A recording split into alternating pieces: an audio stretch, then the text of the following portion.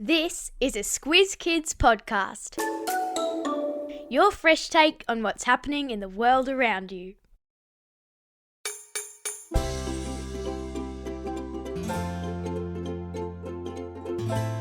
It started on the beaches of Turkey. It's been disrupted more than once by a pandemic, and if you want the full experience, you'll have to get up early. This is your Squiz Kids Shortcut to Anzac Day, the podcast where we dive into the who, what, when, where, why and how of the big news stories. I'm Amanda Bauer. And I'm Bryce Corbett. Every April 25, Australians all over the world commemorate Anzac Day. Many rise before dawn to spend some moments in silence reflecting on the sacrifices of war on the anniversary of Australia's first big engagement in World War I. Today, we'll take you through what happened on April 25, 1915, why we celebrate Anzac Day, and how the holiday has changed over the years. Listen carefully, there's a squiz at the end. What?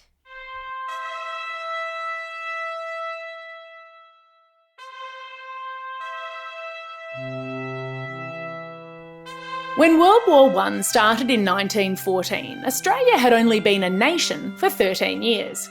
The Australian government was keen to win itself a strong reputation from other countries, so when Britain declared war on Germany, Australia joined the British side. Our soldiers joined those from New Zealand to form the Australian New Zealand Army Corps, ANZAC, and they quickly became known as the Anzacs for short. The Anzacs' first major action in the war was the Gallipoli campaign in Turkey, which was supposed to be a quick operation to knock the Turks, who were fighting on the German side, out of the war.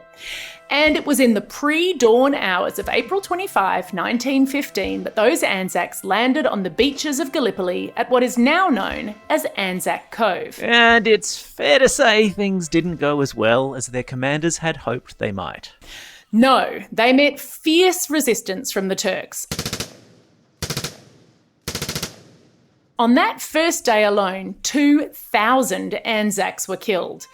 The battle for Gallipoli went on for 8 brutal months with about 250,000 casualties on each side. And instead of it ending with the British and their allies marching into the capital of Turkey, it ended with them admitting defeat and retreating. More than 8,000 of the 50,000 Australians who fought at Gallipoli died, a terrible loss of life for the young country.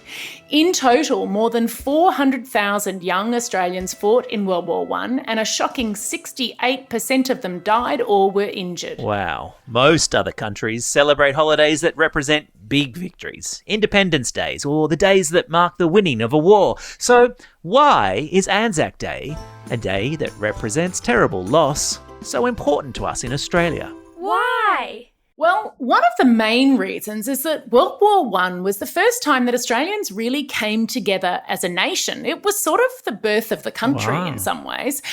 Aussie soldiers were highly respected by other countries, and the Anzac spirit was something that we became famous for.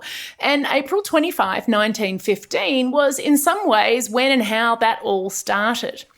Anzac Day was first celebrated the very next year in 1916, while war was still raging. Throughout World War I, celebrations on April 25 were patriotic rallies. They were designed to recruit more soldiers for the war, raise money for the war effort, and, raise people's spirits as their husbands and sons and brothers went off to war. On April 25, 1916, more than 2,000 Anzac troops marched through the streets of London. And there was even a sports day in the Australian training camp in Egypt. But there were more solemn, which means sort of sad and serious moments.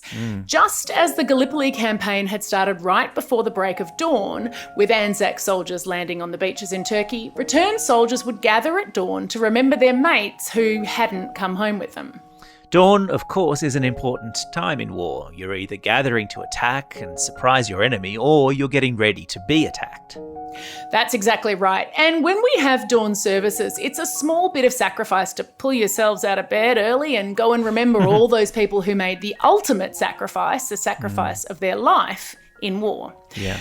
Once the war was over in November 1918, you might be surprised to hear, Bryce, that the next Anzac Day didn't involve a huge victory parade. That's because there was a terrible global flu pandemic. The numbers of people allowed to attend the parade was limited. They had to wear masks and they had to stand 1 metre apart. Wow. Well, that does sound familiar. How, then, has the Anzac holiday changed over the years? How? More than 60,000 Australians died during the First World War. So in the 1920s and 30s, there were a lot of Australian families who were grieving. Grieving means to be sad about having lost someone. Right. Anzac Day was a time for them to reflect and for surviving former soldiers to get together, remember fallen comrades and support each other. No one can actually say for sure when the first dawn service happened. There is one lovely story about a group of former soldiers who went out together in Sydney on April 24 in 1927. Now, they had a pretty big night and they were coming home at dawn, hadn't gone to bed yet, when they saw a woman alone at a memorial. She was the mother of a soldier who hadn't come home and she was very upset. Together they held a little sort of dawn moment or dawn service, and then those soldiers went on to organise a bigger one for the next year, and that's thought to be the beginning of the organised dawn services every year. Oh, wow. What an amazing story. And actually, I suppose the fact that we don't know exactly the origins of the dawn service might go to show that it was widely accepted a dawn service was a good idea as a way to remember the losses of life in the First World War. Yeah, so dawn services are almost always silent. You arrive, you reflect, the sun starts to rise, at which point a bugle plays something called the last post. Have a listen.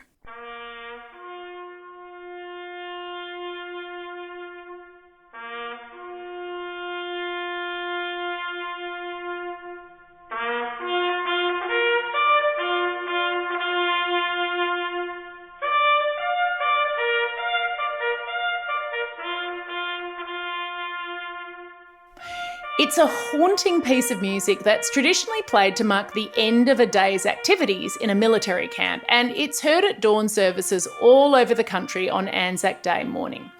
By the mid-1930s, the dawn service, the parade of returned soldiers, the reunions and the two-up games were all part of a national Anzac Day tradition.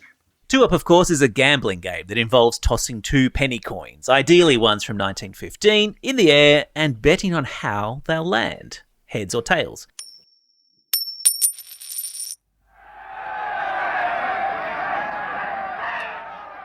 It's legal to play on Anzac Day because it was played so much by soldiers in World War I. Now, of course, the only reason World War I is called that is because World War II came along in 1939, followed by the Korean War in the 1950s, the Vietnam War in the 60s and 70s, and then more recently by conflicts that Australian soldiers have also served in, including in East Timor, Somalia, Afghanistan, Iraq, Fiji, Solomon Islands. Anzac Day has come to be a day to remember all Australian soldiers, not just those who fought in World War I. And of course, fast forward to today when Anzac Day celebrations include women, Indigenous and immigrant soldiers who have served their country, and you can see that it's a national holiday that has definitely changed with the times. But one thing that hasn't changed is the power of that silent dawn service and the sound of that haunting bugle.